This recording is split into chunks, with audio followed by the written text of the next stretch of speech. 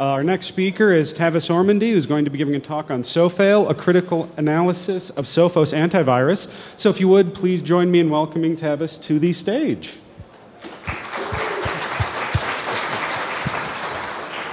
Thanks. So my talk is called Sophail, a critical analysis of Sophos antivirus. So a brief introduction. So it's quite often that antivirus vendors will assert that they must be protected from scrutiny. They claim that if attackers understood how they work, then this could harm end users. It could cause chaos.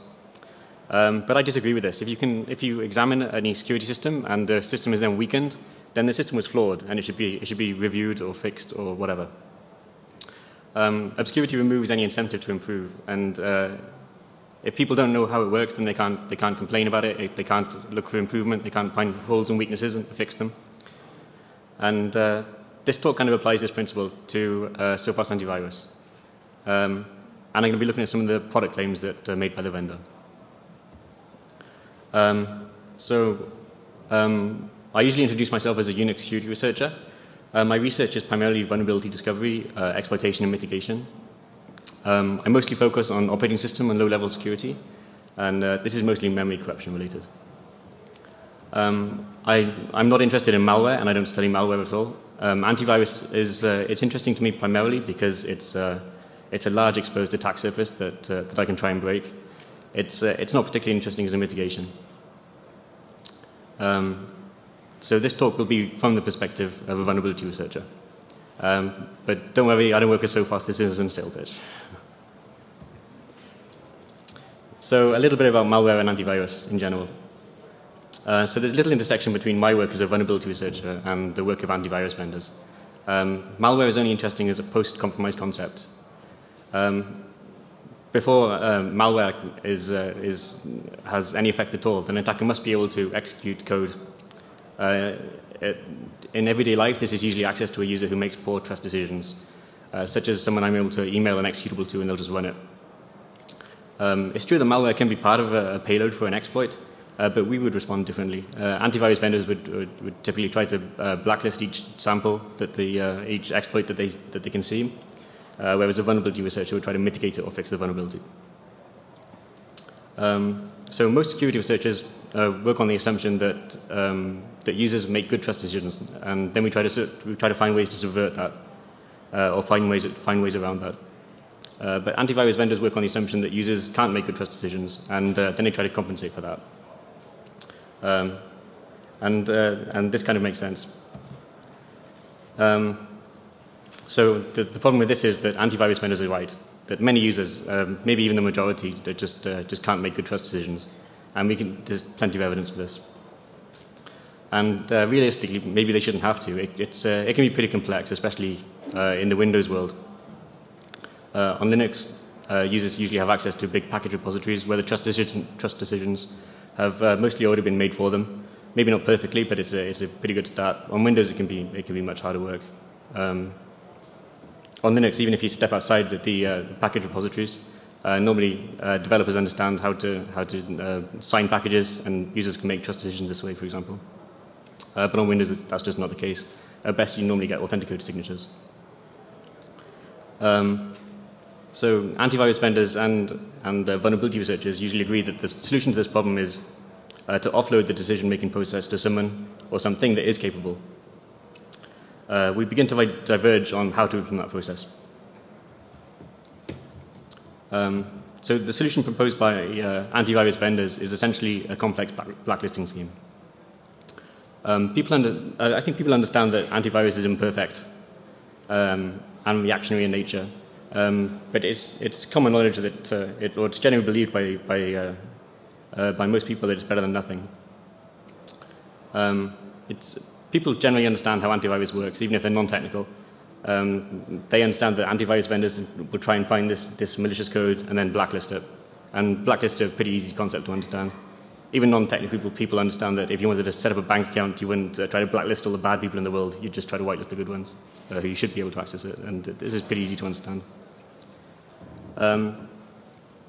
So perhaps it's pretty reasonable, but you need a way to evaluate that. And how do you evaluate And how do you evaluate something like this? You normally have to ask yourself whether this is whether this additional attack surface that you're adding to your systems decreases your overall attack surface.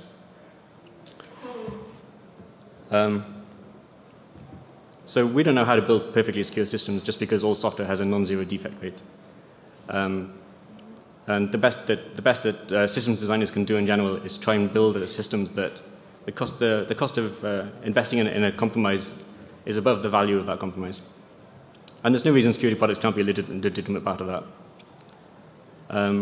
So the classic example of a legitimate security product is a firewall. Even though you're adding additional attack surface by this whole new network stack that's going to be used to process and apply your ACLs, for example, once you've installed it, the overall exposure of the systems behind it should be greatly reduced. So that's a good decision. Obviously, that's not the case for antivirus, which falls into another category where you, in exchange for an increase in attack surface, then you're enforcing some security boundary.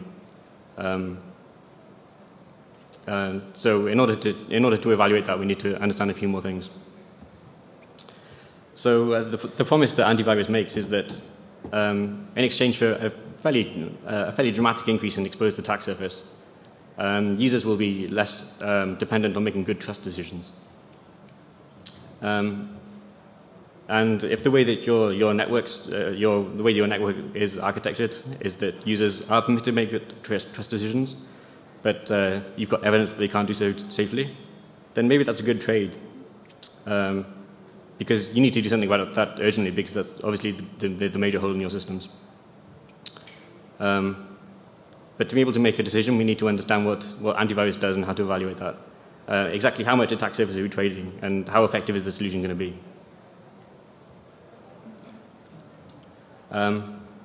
Unfortunately, this is pretty hard to do. Antivirus vendors, in general, just won't explain what it is that they do.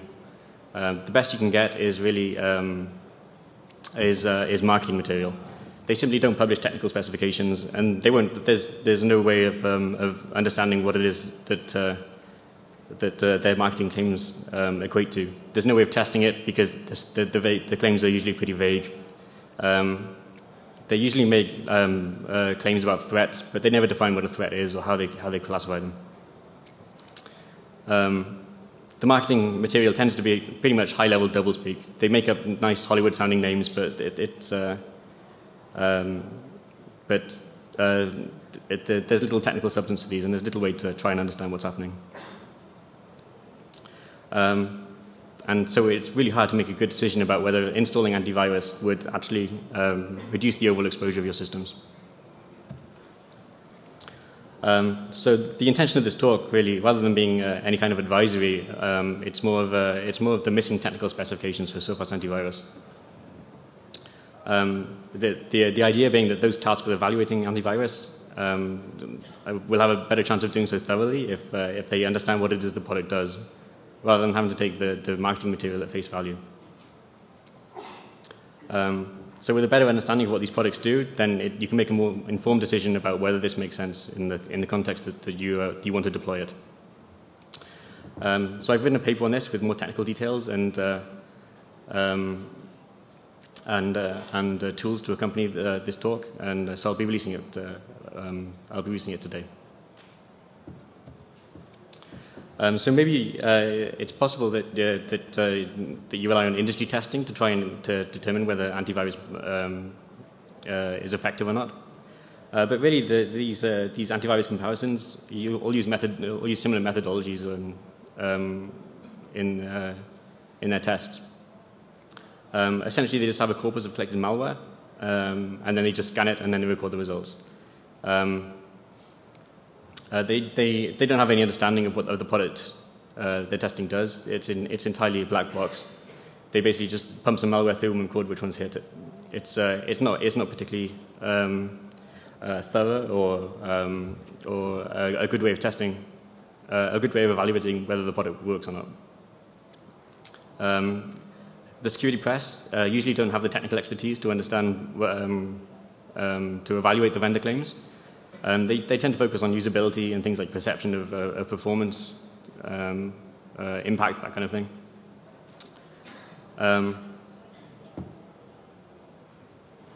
Yeah. So this talk is an attempt to remedy this. And I've done that by reverse engineering the Sophos antivirus engine. Today I'm going to provide some of the missing specifications. So I haven't had any access to proprietary knowledge. I've done this only with tools and techniques that are available to any attacker. I'm not releasing any like secret information that can never be known otherwise. And yes, I'm not discussing vulnerabilities today. Only design and implementation. Only the design and implementation of the tools that Sophos ship. So Sophos is pretty widely used. It often scores well in industry tests. They ship a number of security products, in fact, quite a few. But today I'm only discussing the core antivirus product, which is the same engine is used on all the platforms they support, which includes the Windows desktop product. And it's also part of the SDK that they license to third parties for use on content scanning gateways and email gateways and so on. And same for Mac, and they also have a Linux product. It all uses the same code. The version tested was the latest available. This is and still I don't think there's been a new version since. And so yeah, I shared a draft of this of the paper I'm releasing with Sophos. So this isn't this isn't going to be a surprise to them. They were good-natured about it, and they responded to some of my criticisms. I'm going to get started on one of the first components of the Sophos engine, and that's signature matching. So this is a claim from Sophos technical specifications. It says Sophos dynamic code analysis technology utilizes sophisticated pattern matching techniques and identifies viruses by rapidly analyzing specific code sequences known to be present within a virus. Virus patterns are created to ensure that the engine catches not only the original virus, but derivatives written within the same virus family, which certainly sounds pretty impressive, but doesn't really explain about what it does, how it matches code, or by derivatives I assume it means different versions of the same virus, or if the author reused some code in some different in different builds, then they can detect that. But they don't really explain how this works. So static file signatures are really the core mechanism Sophos uses to blacklist known malicious code. I reverse engineered this and the core signature matching VM and the file format itself that Sophos distribute. And I've also written some tools that allow inspection of these signatures. So anyone can take a look at these and try to reproduce my results. And so yeah, I'm going to be releasing some source code that you can do that with later today. So the Sophos signature files themselves are distributed in file format. Sophos calls them IDEs, but the actual format internally is called SOPHTAINERs. And this is a generic container format that Sophos uses to distribute all data files to clients. These contain different partitions and sections that start with a different identifier that describes what's in this next section. The files begin with a table of contents section. Then there's a list of different sections that can be extracted from the file. Sections can have different flags, and those flags are things like this section will be compressed, or this section will be encrypted. The encryption isn't really much use. The only algorithm they support for encryption is XOR, and the key is included in the file itself, so it's a pretty questionable value. They statically link a very old zlib for decompression. It wouldn't normally matter because, of course, this is trusted data, but it turns out that the authentication scheme for these files is very weak. So this is part of the attack surface, really. I'm going to explain a bit about the authentication scheme later. So yeah, all the files that Sophos distribute to clients use this container format. And this is a typical header from a SOPHTAINER file. You can see that the Sophos like this Microsoft style of using multi-byte character constants, and they use it for the identifiers. So you can see it in ASCII. There's different sections and the table of contents and partition lists and so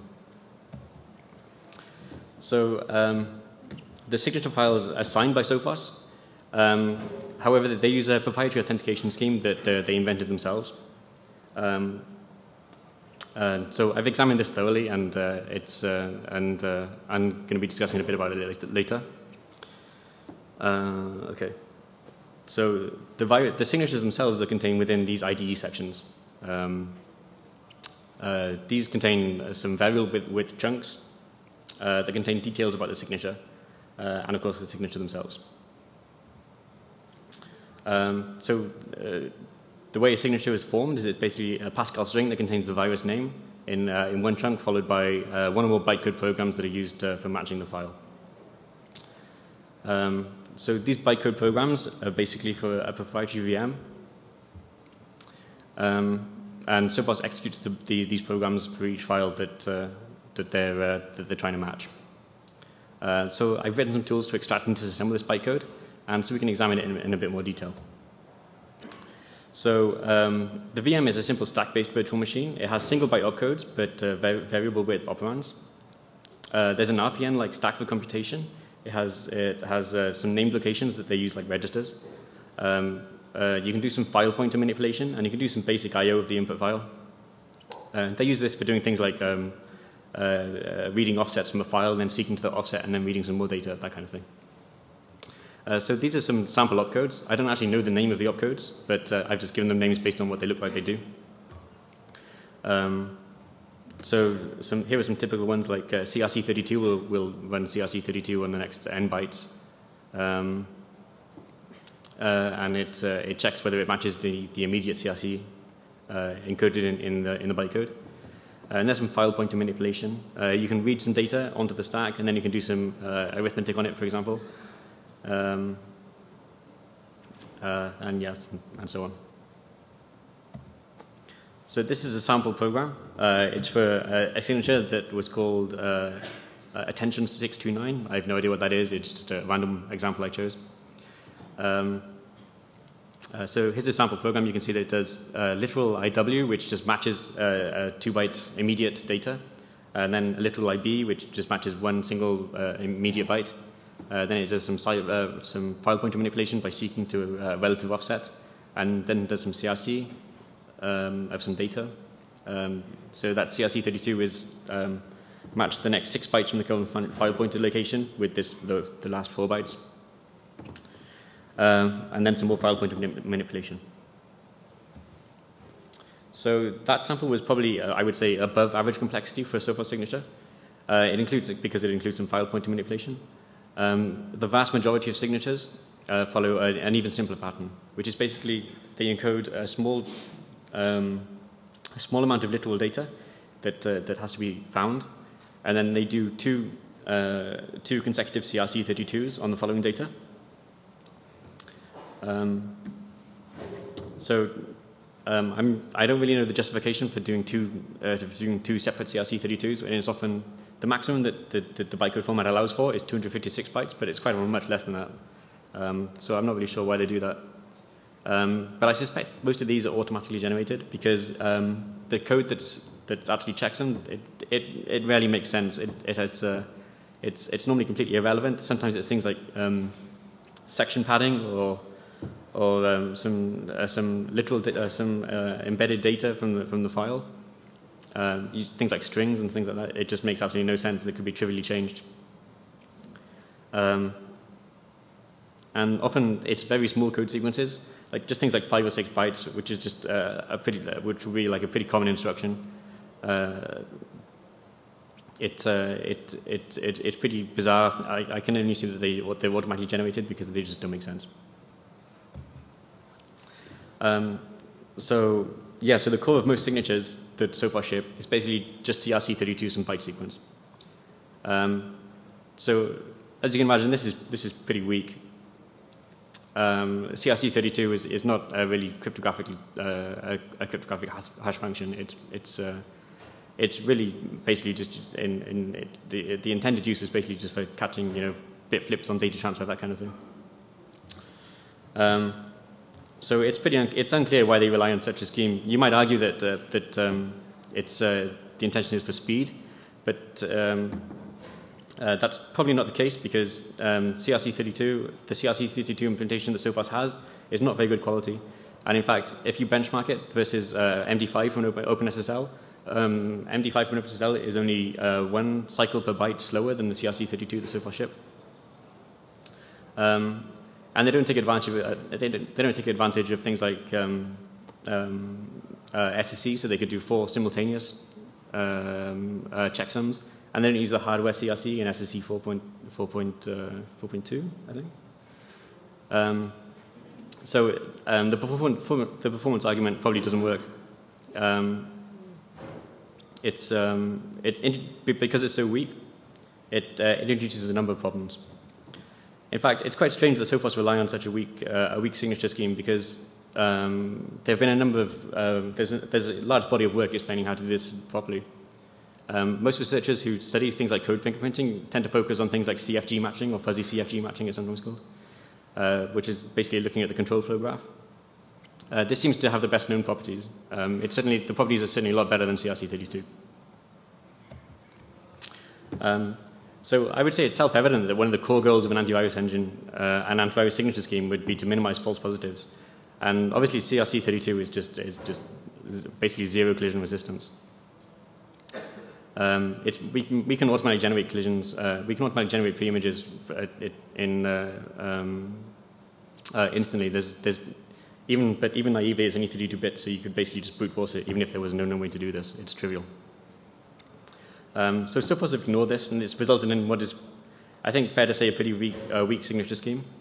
In fact, it's not only obvious that collisions will be widespread, but you can automatically generate pre-images for any, not for any, but for many Sophos signatures. And I've written a tool to do this. One of the main problems that this introduces is pool pollution attacks, where basically you can just, which is well known in things like in defeating IDS alerts, by basically just spamming them until the alerts are disabled. And of course the same thing is possible here. So generating these CRC32 pre-images is just trivial, but even if it wasn't a naive attack, you could just brute force it in minutes on regular commodity hardware. So I can produce these with a tool. I hope you can see this. But so I've generated them, and you can scan them, and Sophos will identify them. And I've got tools to produce these for most signatures. Some are more complicated, and I can't do it automatically yet. But I mean, you can do it manually, but just by reading it, it's not a problem. So. So in Sophos technical specifications, they say that their researchers spend time creating these good quality generic signatures. So I got some malware samples and looked at Sophos signatures and tried to check whether this claim makes sense. They do have a lot of signatures, so I can't check them all. So it's possible there are exceptions. But I see very little evidence that they're aware of the context of the signatures that they're creating. They quite often check completely irrelevant dead code or trivial code, or code that could be the code is some compiler generated stub. It doesn't make any sense at all. So I did find a few counterexamples, but they are really in the minority. I suspect that most of them are automatically generated, and I don't really think this claim is probably exaggeration. So the Sophos signatures are distributed as bytecode for this VM. They rely heavily on CRC32, and even the non-automatically generated signatures tend to be pretty poor quality. So I think it's pretty safe to say that the signature scheme is pretty weak in general.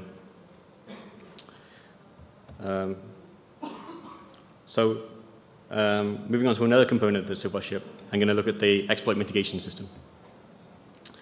So Sophos sell a runtime exploit mitigation system for Windows systems. I think it's pretty good that they tried to do this, but unfortunately the system was pretty poorly researched and it's very badly broken. It's not really necessary to defeat the exploit mitigation because it really makes very little sense. But I'm gonna describe how it works now. So This product is called the Sophos Buffer Overflow Detection System. And the Sophos position this as one of the 4 major components of their HIP system. This is how they describe it. This detection system will catch attacks targeting security vulnerabilities in both operating system software and applications. And this is from the Sophos website. So the product internally seems to be called BOPS, for BOPS. That's the Buffer Overflow Protection Service. I assume it's service. It could be system. I don't know. I'm just guessing. So Sophos touted it as one of their 4 layers of detection. There's no technical documentation or specifications at all. They don't describe how it works or what it does. The system was naively obfuscated to try and make it harder to understand, but it really posed little challenge to try and extract the configuration data. So this is how it works. It's implemented entirely in user space, and it's loaded into the address space of most processors using AppInit DLLs, which is the registry key, where you can load additional modules. I say most because this only affects processors that use user 32, obviously, because that's where AppInit DLLs is read from. And the BOP service is written using Microsoft detours, which is used to intercept various APIs. And so you can see that it's loaded into every process at runtime. So there's the Sophos product claims. Although I wouldn't say that they claim to the contrary, it's they don't make it very clear about how this works. But it only works on Windows versions prior to Vista. But the bizarre thing is, it's actually installed and loaded on all versions of Windows, but it just sits there doing nothing. Unless you're on Windows XP, it basically just sits there and as a loaded module doing nothing. It never installs the hooks, and it just stays there. So how it was intended to work is that Sophos wanted to implement 2 weak forms of runtime exploit mitigation. One was basically an SEHOP work-alike, and another was ret to LIBC detection and prevention. So a quick recap on what these attacks are. So SEH overwrite protection. Traditionally, it was SEH overwrite was a very simple method of exploiting stack buffer overflows in Windows. I'd say it's pretty much new to these days because Microsoft has started shipping runtime integrity verification, and there's also compile time mitigation. But it's fair to say that safe SEH, which is the build time mitigation, has some drawbacks, well-known drawbacks, which are primarily based on the entire build has to opt in for it to be effective. And SEHOP is from Microsoft's SEHOP implementation is only available in versions since Vista. So it's not entirely unreasonable to try and ship a runtime exploit mitigation system for XP because XP is pretty weak in this area. But it's worth pointing out that there are a number of good quality free implementations that do the same thing. So SEHOP is essentially a solved problem at this point. Matt Miller was the guy who published the most work on the subject and invented the technique that Microsoft currently ship. So the key insight that Matt had that he published was that SEHOP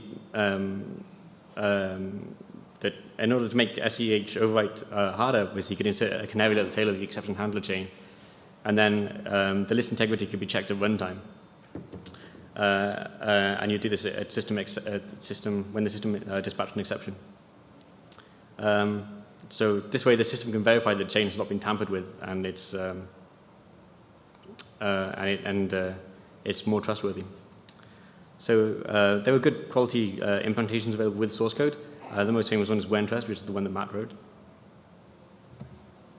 So hopefully that's readable. This is the pseudocode that Matt published. The idea was that when you hook the exception dispatch, and then you start walking the chain looking for the canary value at the end, if you can verify that the chain looks good, then you continue and let the system continue. Otherwise, you abort it because someone's corrupted it. So Sophos implementation was clearly inspired by Matt's work. They do pretty much the same thing. They hook the exception dispatch, and they try to do some work verifying the integrity of the chain. But unfortunately, it demonstrates a bit of a problem understanding. It demonstrates a bit of a fundamental misunderstanding of the problem.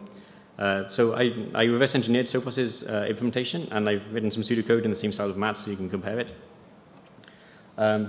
So basically, all they do is they check for the first two links in the chain. They check that that it doesn't point within the current thread stack, and this is essentially the only check, and then that's permitted.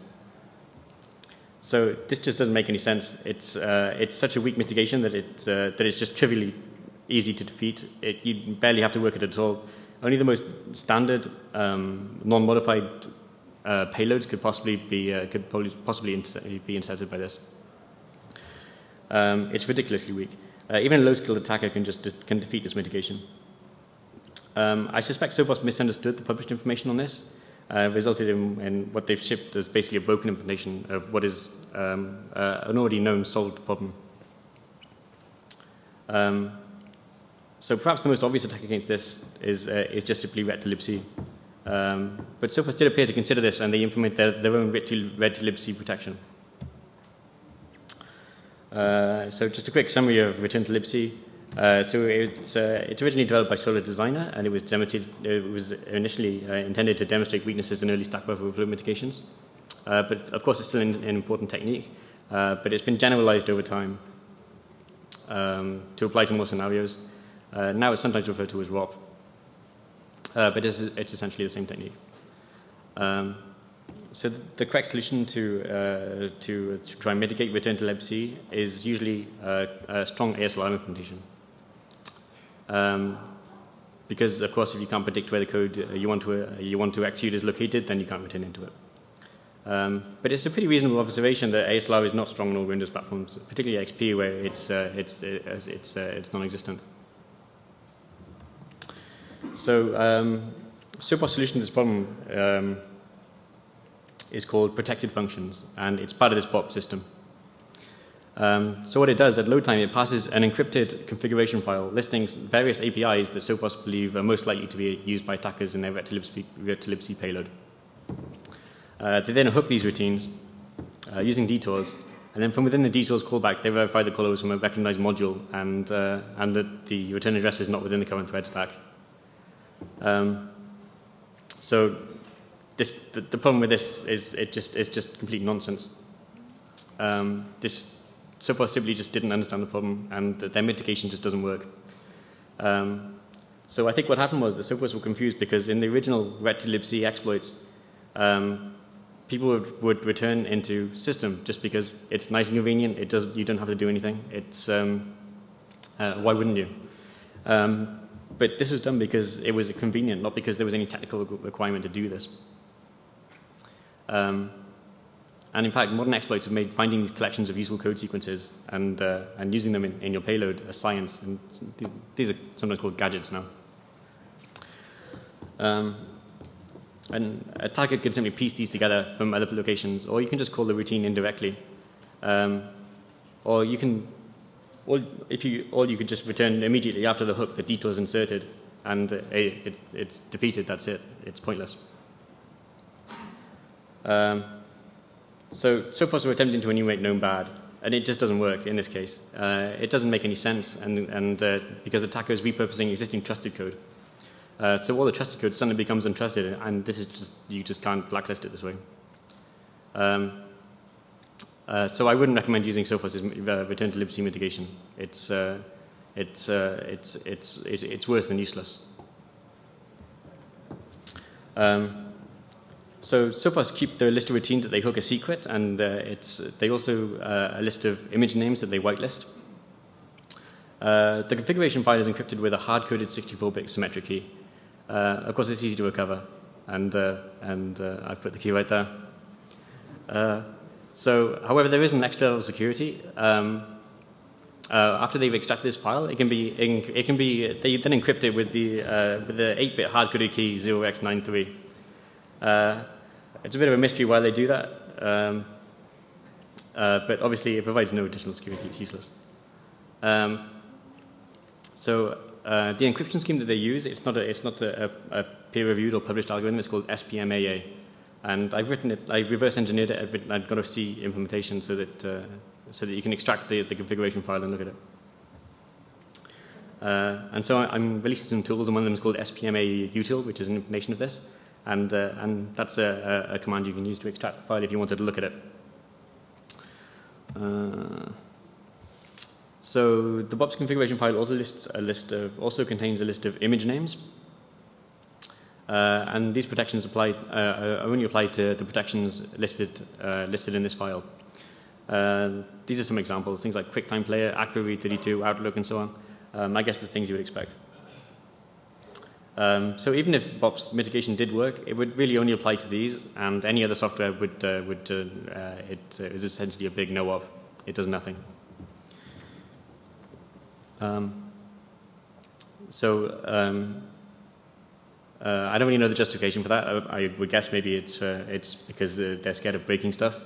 But these things are supposed to be generic in nature. I mean, attackers would simply focus on the things that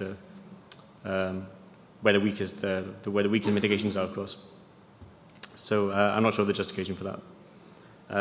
Of course, it's loaded whether it's whitelisted or not. The module is still loaded.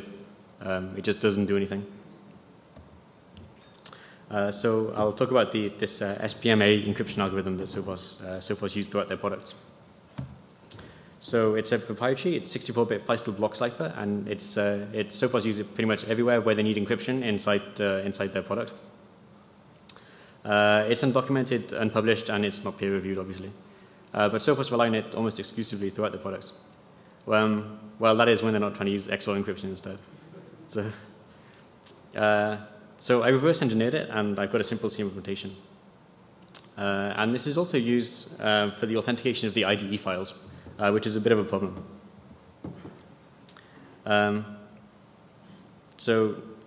Obviously, being a 64-bit cipher, it's pretty dated.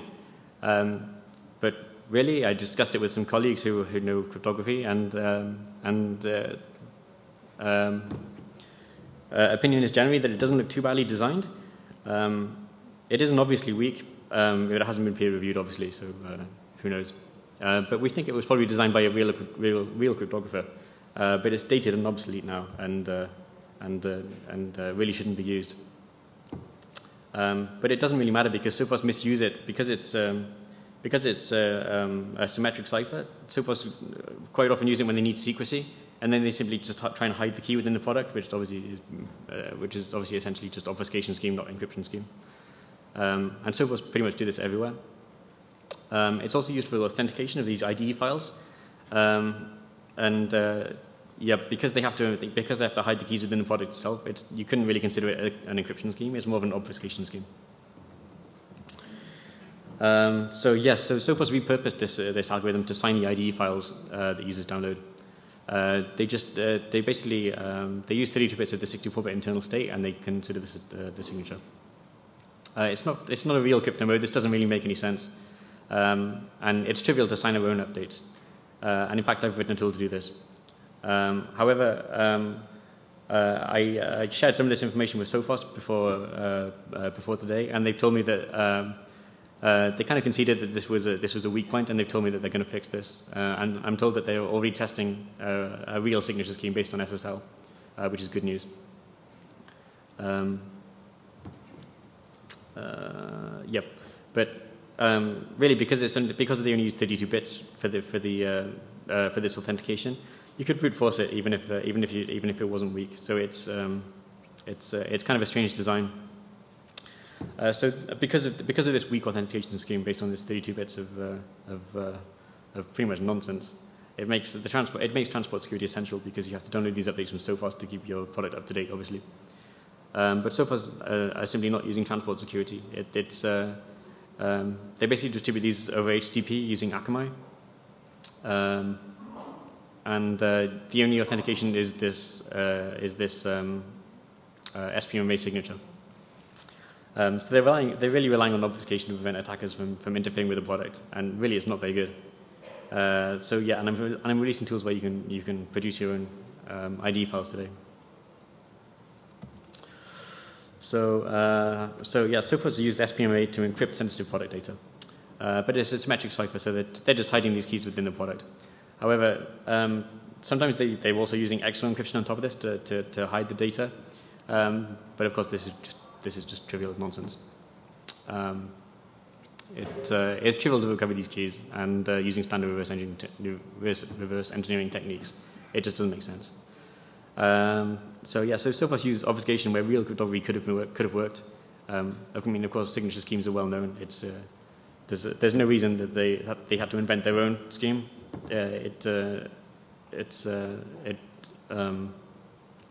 They've produced this very weak system where there are well-known published information on how to make real good strong schemes using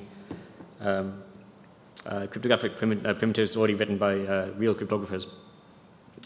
So I've really no idea why they did this. So Sophos don't use a good quality encryption in their products, and the weak encryption they do use is often misused, and effectively turning it into an obfuscation scheme. They do try to augment this weak encryption with trivial XOR ciphers, but obviously this just doesn't work. So Sophos are really relying on obfuscation for security. Cryptography is really outside their realm of expertise, and they're really misusing the primitives that even SPMAA in general, even if it made sense, even though it's an outdated algorithm, they're really misusing it and repurposing it for things that it really wasn't intended or not suitable for. So yeah, I spoke to Sophos about this, and they conceded that the authentication scheme was weak, and they assured me that they're going to migrate, or they're already migrating. I'm not really sure of the details, to a real signature scheme. And so yeah, they told me they're already testing it for Mac, I think, and I assume it'll be in the next version, which is good news for Windows. And they also told me that they're going to start phasing out the use of SPMAA in their products, which is good news. And yeah, they seem to understand the problem, and they're going to work to improve this. So that's good news. So the next section is on pre-execution analysis, which is another stage that Sophos use when trying to detect malicious code.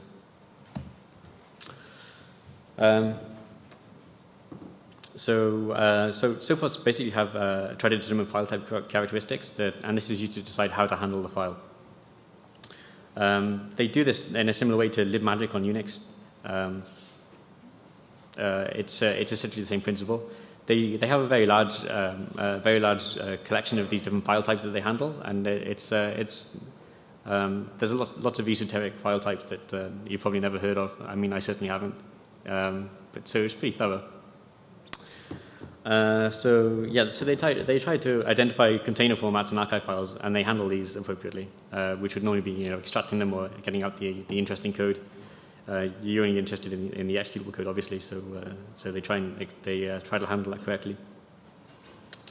For native executables and for dynamic HTML and PDF documents, they also they have a native x86 emulator embedded in the scanner, and they also have an ECMAScript interpreter, which they use to actually run these files and look at what it does.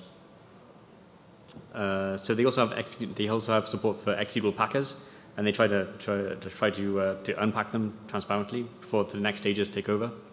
And of course, they try to extract from archives using this file type system. So Sophos shipped a simple x86 emulator actually inside the scan engine. This is used pre-execution on known executable file types and also on unknown file types. So the unknown file types are called WTF files. And they assume they may be DOS.com files, which, I mean, that kind of makes sense. Well, I mean, I guess it's kind of an outdated concept now, but I mean, it's pretty reasonable. So the emulator executes the code for approximately 500 emulated cycles on a very simplistic machine. It's not a full x86 emulator. It doesn't have x87 support. It doesn't understand CPL. Everything's run as if it was ring 0. There's no permission checks or anything like that. It's very simple. They hook things like memory references, and they try to learn something about it that they use for later analysis. They also provide some very simple DOS and NT stubs. The idea is that they can they handle certain system calls. It's not a very good representation of x86, but I mean, an attacker could obviously detect this very easily, or you can bypass it.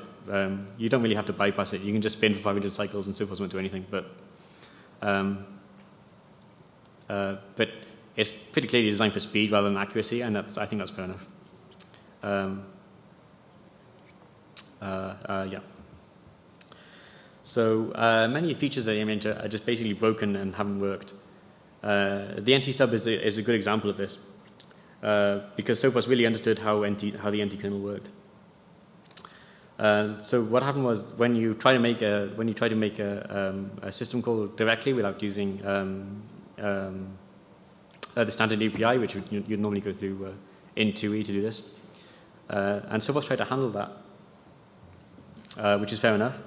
But unfortunately, they did it completely incorrectly. They actually hard-coded the system call numbers, and this simply doesn't make sense on Windows, because on every release and service pack, these change. So they actually hard-coded the system call numbers from a Windows 2003 SP1 kernel, and these are the only system call numbers that they recognize. So the chance of any code pretty much ever doing this is basically 0, and this code has never worked. So it kind of demonstrates an interesting misunderstanding about how NT works. So there are similar problems throughout it. They have some feature that's intended to catch some strange edge case, and it just doesn't work. Or it works in like some very specific edge case that's not general at all. The intention of the emulator is to record execution characteristics, which is mostly broken because they rely on things like these NT stubs that don't work. And they also include memory references, and it allows simple decryption loops to run before using the static signatures. However, it's trivial to defeat because a naive adversary can just spin for 500 cycles before unpacking, and then it doesn't do anything. Obviously, they can't run it forever because people wouldn't tolerate that. So it's easy to defeat. So Sophos also ship a number of native unpackers. They actually ship a lot of unpackers, but from an attacker's perspective, the only interesting ones are the native ones. So these are the ones I'm going to cover here.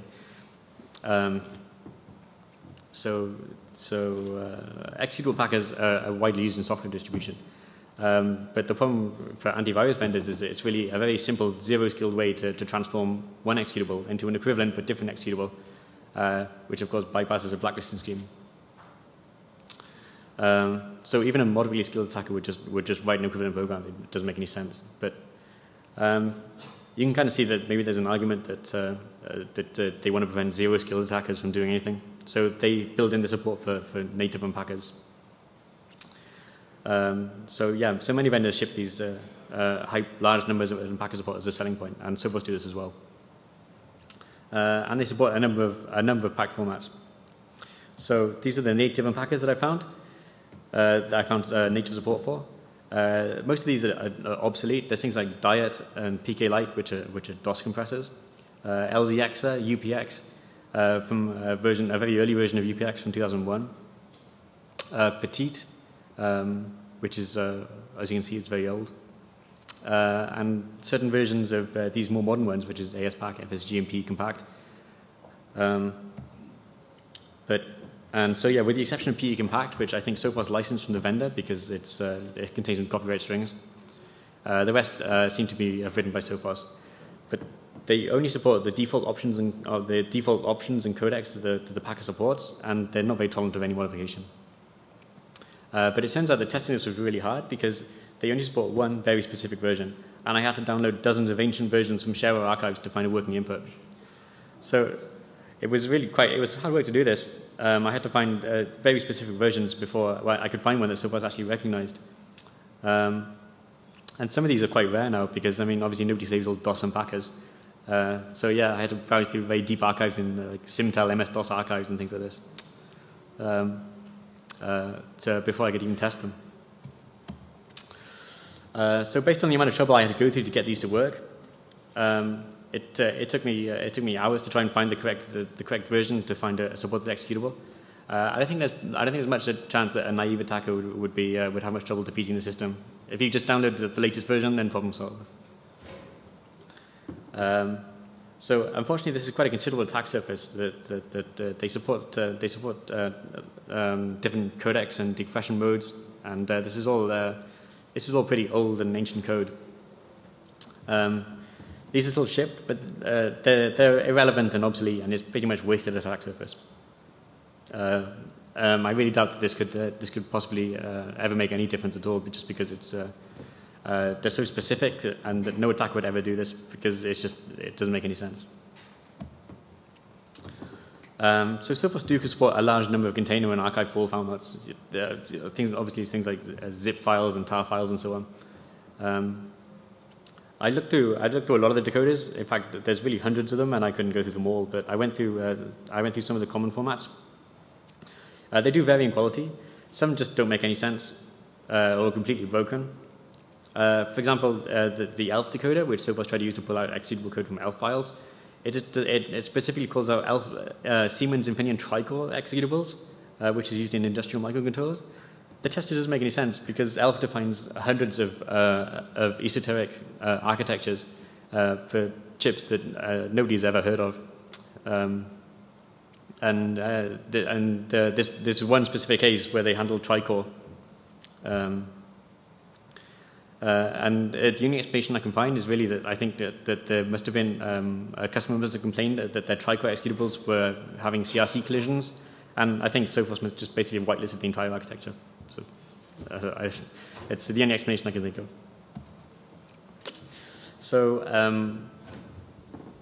one of the major selling points that Sophos put on their website is that they support genes and genotypes. It's undocumented apart from the technobabble that they use in the specifications, which is very sciencey sounding, but it doesn't really explain what they do. However, there is a company that representing them that patented it in the US, so we can see some of their rationale and understand what they were trying to do. So the idea is pretty trivial. A gene is just an arbitrary characteristic that's defined either statically in the core engine that Sophos ship or in subsequent identity updates. They can define them arbitrarily. And then they create combinations of these characteristics, which they call a genotype, and then they would blacklist it as malicious when they have a certain number of characteristics that match. So yeah, it's so some of these are defined using pre-execution analysis. The emulator will record some, for example, such as things like the read TSC instruction was used. Or, for example, it tried to divide by 0. That would be another characteristic that Sophos record. And then if an executable file has multiple of these different, a blacklist combination of these characteristics, then it's considered malicious. So genes can be characteristics found by emulation or at runtime or statically. For example, things like some of the genes that are quite commonly used are things like embedded URLs found, or an IRC command was found, and these are used quite heavily. I guess because these botnet things use IRCs for communication. So I spoke to a Sophos engineer about this, and he seemed pretty reasonable about it, and he explained that he felt that antivirus still had a place. They read some early drafts of my paper, and they explained that they were going to make some changes based on my criticism. So my paper, I'm going to release my paper later today, so you can read more technical details. This is just intended to be a high-level overview. So they told me that they're going to start phasing out the use of SPMAA, and they're going to start using a real cryptographic scheme for signature, and that they're going to start re-evaluating the BOPS system, but that this commonly used for runtime exploit mitigation. So yeah. So my conclusion about this is that Sophos have demonstrated real naivety in lots of areas key to the efficacy of this product. They misuse crypto quite almost consistently throughout the product, and then they rely on XOR for secrecy. Things like misunderstanding anti-system calls are pretty much unforgivable for an antivirus vendor where this is supposed to be their core focus. And they really fail to comprehend rudimentary exploitation techniques such as LIBC, which is they themselves claim is a core feature of the product. So I think it's safe to say that Sophos technology at the moment is not really equipped to deliver on the promises that they've made. And so I'm going to be releasing a paper, my paper later today that you can read. And I've also got tools the tools that I've described will also be released, and you can use that to reproduce my results and examine it further if you wish.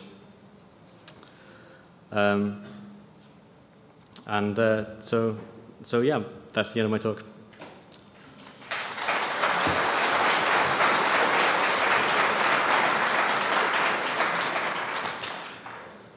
Are there any questions?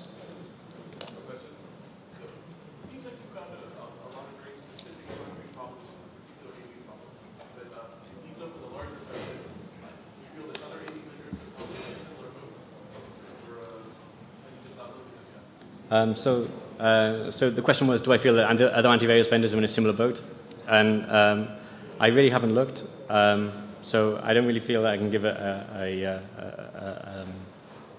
impression of how they look. Just because of the large number of vendors, it's impossible to look at them all thoroughly. So I focus on Sophos for this time. Yep.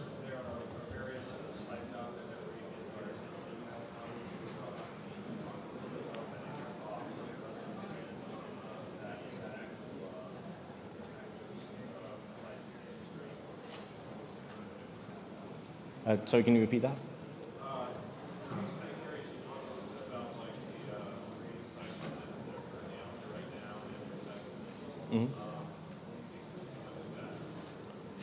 So the question was about the industry testing sites, the AV comparison, and what should be done about that. So they all pretty much sort of follow the same format at the moment, which is basically they have this collection of malware, and then they just scan it and record who gets the most hits. I don't really think that this makes much sense. It's they treat it entirely as a black box. They don't understand what it's doing or whether it makes sense or not. I mean, it's pretty clear that you can make a shell script that runs MD5 sum and does the same thing, right, and passes this test with flying colors, and clearly that's not a very good security product. So yeah, I don't really know. Comparisons like that don't seem to make much sense. Yeah.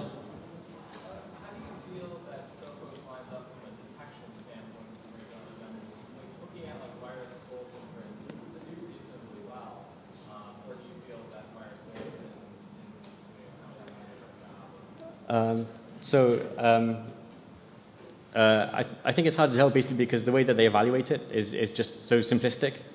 I think it's hard to measure that, and I think instead of measuring like that, you should be trying to see what kind of attack surface you're exposing in exchange for what kind of benefit. And really, in the case of Sophos, it's really a lot of attack surface, and I think the benefit is really quite minimal, really. Because basically the signature scheme is basically just a big collection of CRC32s, and I'm not really sure that you should be trading huge amounts of attack surface just for this collection of CRC32s. So, any other questions? Do you have plans for what's your next research project? I don't know. I guess I'm kind of sick of antivirus at the moment, so probably not more antivirus related stuff. My main work is vulnerability research and discovery, so I guess it'll be back to that.